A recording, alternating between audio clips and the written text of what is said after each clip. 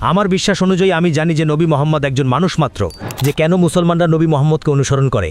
কেন আমরা শুধু মুহাম্মদকেই প্রধান হিসেবে মানি এবং অন্যদের শিক্ষা পুরোপুরি এখন মানি না?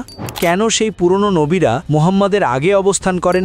খ্রিস্টানদের নবী ছিল এবং মুসলমানদেরও নবী আছে, তাহলে আমাদের মধ্যে পার্থক্য কেন?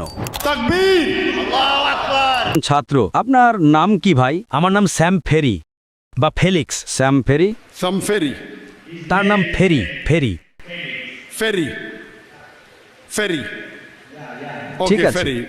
আপনার প্রশ্নটি কি? আমার একটি প্রশ্ন আছে। আপনাকে most স্বাগতম।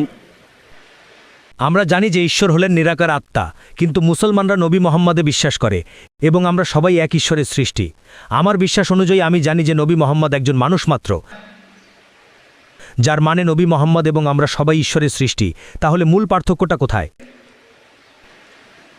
পেছনের ভাইটি কি প্রশ্নটা পুনরাবৃত্তি করতে পারেন? আপনি কি প্রশ্নটি পুনরাবৃত্তি করতে পারেন? মাইক্রোফোন বা স্পিকারটা খুব একটা পরিষ্কার নয়। আমার ভাইয়ের নাম Felix. Ferry. Felix. Felix. Yes, হ্যাঁ, সঠিক। correct. তিনি জিজ্ঞেস করছেন, তিনি জানেন নবী মোহাম্মদ আমাদের মতোই একজন মানুষ, হ্যাঁ, এবং মুসলমান হিসাবে আমরা সবাই তাকে বিশ্বাস করি, যদিও তিনি আমাদের মতোই একজন সাধারণ সৃষ্টি। আর খ্রিস্টান ধর্মে তারা ঈশ্বরকে আত্মা হিসাবে জানে। তাই তিনি এই বিষয়ে বিস্তারিত ব্যাখ্যা চান যে কেন মুসলমানরা নবী মোহাম্মদকে অনুসরণ করে। ভাই খুব ভালো একটি প্রশ্ন করেছেন। এবং আমরা সবাই এক ঈশ্বরের সৃষ্টি। ভাইয়ের প্রশ্ন হলো, তিনি জানেন যে ইসলামে নবী মোহাম্মদ সাল্লাল্লাহু আলাইহি সাল্লাম একজন মানুষ আর ঈশ্বর হল নিরাকার সত্তা বা আত্মা। তাহলে আমরা কেন একজন মানুষকে অনুসরণ করি? ভাই, কোনো মুসলমানই নবী মোহাম্মদ সাল্লাল্লাহু আলাইহি সাল্লামকে ঈশ্বর বলে মনে করে না।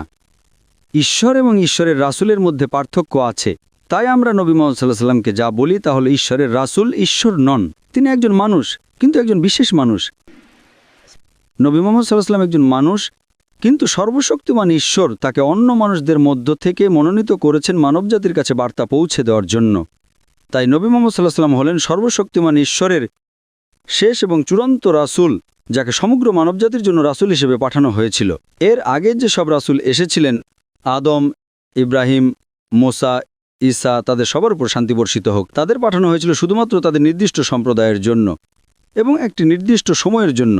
কিন্তু যেহেতু নবী মুহাম্মদ সাল্লাল্লাহু আলাইহি ওয়াসাল্লাম ছিলেন শেষ এবং চূড়ান্ত রাসূল, তাই তাকে শুধুমাত্র মুসলমান বা আরবদের জন্য পাঠানো হয়নি। তাকে পাঠানো হয়েছিল সমগ্র মানব জাতির জন্য, সারা বিশ্বের জন্য। তাই নবী মোহাম্মদ এবং অন্য রাসূলদের মধ্যে এটাই পার্থক্য। কিন্তু নবী মোহাম্মদ কোনো মুসলমান তার উপাসনা বা পূজা করে না। কোনো মুসলমান তাকে ঈশ্বর মনে করে না। তিনি ঈশ্বরের রাসূল। আশা করি প্রশ্নের উত্তরটি পেয়েছেন। আমার ভাই, তার আরেকটি প্রশ্ন আছে।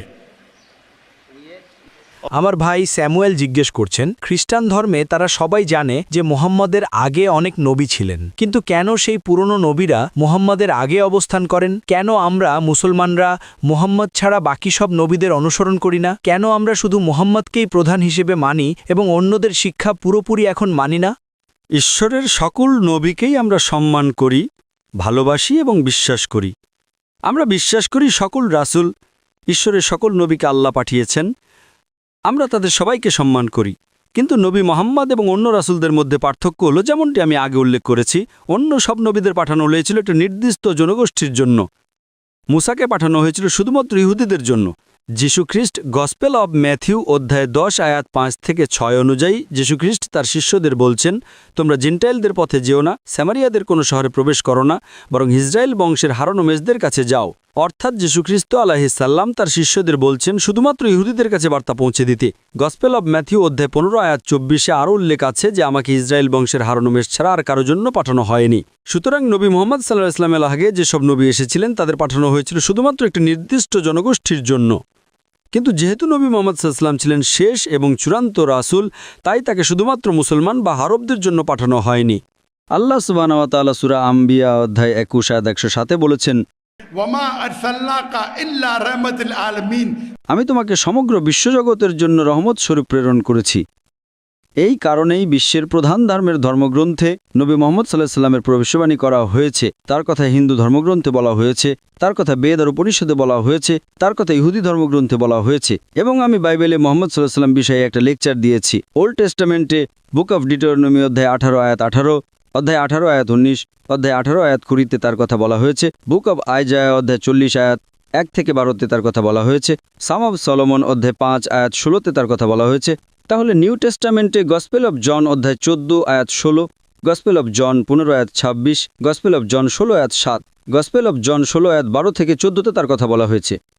তোমাদের বলার মতো আমার অনেক কথা আছে, কিন্তু তোমরা এখন তা সহ্য করতে পারবে না। কিন্তু যখন সেই সত্যের আত্মা আসবেন, তিনি তোমাদের সমস্ত সত্যের পথ দেখাবেন। তিনি নিজের থেকে কিছু বলবেন না, যা শুনবেন তাই বলবেন। এই সমস্ত ভবিষ্যৎবাণী শেষ এবং চূড়ান্ত রাসূল ছাড়া আর কারো কথা বলে না। যেহেতু তিনি ছিলেন শেষ এবং চূড়ান্ত রাসূল, তাই আগের সকল নবীরা, এমনকি নবী যিশু আলাইহিস সালাম ও নবী মুহাম্মদ সাল্লাল্লাহু আলাইহি ওয়াসাল্লামের আগমনের ভবিষ্যৎবাণী করে গেছেন। তাই নবী মুহাম্মদ সাল্লাল্লাহু আলাইহি ওয়াসাল্লাম এবং পূর্ববর্তী রাসূলদের মধ্যে এটাই পার্থক্য। Difference between তাই নবী মুহাম্মদ সাল্লাল্লাহু আলাইহি সাল্লাম এবং পূর্ববর্তী রাসূলদের মধ্যে এটাই পার্থক্য। আশা করি বুঝতে পেরেছেন। ভাই, আপনি কি বিশ্বাস করেন ঈশ্বর একজন? Yeah, yes. আপনি কি বিশ্বাস করেন ঈশ্বর একজন? হ্যাঁ। আপনি কি বিশ্বাস করেন যিশু ঈশ্বরের একজন রাসূল? হ্যাঁ। আপনি কি বিশ্বাস করেন নবী মুহাম্মদ ঈশ্বরের একজন রাসূল? হ্যাঁ। তাহলে আপনি একজন মুসলমান। যদি আপনি এই দুটি বিষয়ে বিশ্বাস করেন যে ঈশ্বর এক, এবং আপনি বিশ্বাস করেন যে নবী মুহাম্মদ ঈশ্বরের রাসূল, তাহলে আপনি একজন মুসলমান। একমত হওয়ার আগে এ বিষয়ে আমার শেষ একটা প্রশ্ন আছে। হ্যাঁ, গোলাপি শার্ট পরা ভাই, আপনি কি প্রশ্নটা পুনরাবৃত্তি করতে পারেন? এখন শেষ প্রশ্নটি। আরও একটি প্রশ্ন। ঠিক আছে, আপনাকে স্বাগতম। আমরা দেখেছি ভাই ফিলিক্স জিজ্ঞেস করছেন, সব ধর্মেই নবী আছে, খ্রিস্টানদের নবী ছিল এবং মুসলমানদেরও নবী আছে, তাহলে আমাদের মধ্যে পার্থক্য কেন? হ্যাঁ, এবং আমরাও এক ঈশ্বরের উপাসনা করি। কেন আমাদের মধ্যে পার্থক্য? এবং আমরা সবাই এক ঈশ্বরের উপাসনা করি। সকল নবী একই শিক্ষা দিয়ে গেছেন, এক ঈশ্বরে বিশ্বাস করো এবং তার উপাসনা করো। কিন্তু মানুষ তাদের বার্তা পরিবর্তন করে ফেলেছে। আজকের দিনে আপনার কাছে যে বাইবেল আছে তা পরিবর্তিত রূপ। এটা ঈশ্বরের আসল বাণী নয়। যিশুর উপরে যে আসল বাণী নাজিল হয়েছিল তা সঠিক ছিল, কিন্তু বর্তমান বাইবেল একটা মিশ্রণ। এতে ঈশ্বরের কথা আছে, নবীর কথা আছে, ঐতিহাসিকদের কথা আছে, এমনকি এতে অশ্লীলতাও আছে, পর্নোগ্রাফিও আছে। এখন যেহেতু বাইবেল সবার অনুসরণের জন্য ছিল না, তাই ঈশ্বর এটাকে সংরক্ষণ করা প্রয়োজন মনে করেননি। কিন্তু যেহেতু কোরআন সারা বিশ্বের মানুষের অনুসরণের জন্য, এবং যেহেতু কোরআন কিয়ামত পর্যন্ত বা শেষ দিন পর্যন্ত টিকে থাকবে, তাই সর্বশক্তিমান আল্লাহ কোরআনে সূরা হিজর অধ্যায় নম্বর 15 আয়াত নম্বর 9 বলেন, ইন্না নাহনু নাজ্জালনাল জিকরা ওয়া ইন্না লাহু লাহাফিজুন। আমি কোরআন নাজিল করেছি এবং আমি একে বিকৃতি থেকে রক্ষা করব। তাই এই কোরআনে কোনো ভেজাল নেই, এটা বিশুদ্ধ। কারণ নবী মুহাম্মদ সাল্লাল্লাহু আলাইহি ওয়াসাল্লাম শেষ রাসূল এবং কোরআন সারা বিশ্বের জন্য। তাই কোরআন এবং বাইবেলের মধ্যে এটাই পার্থক্য।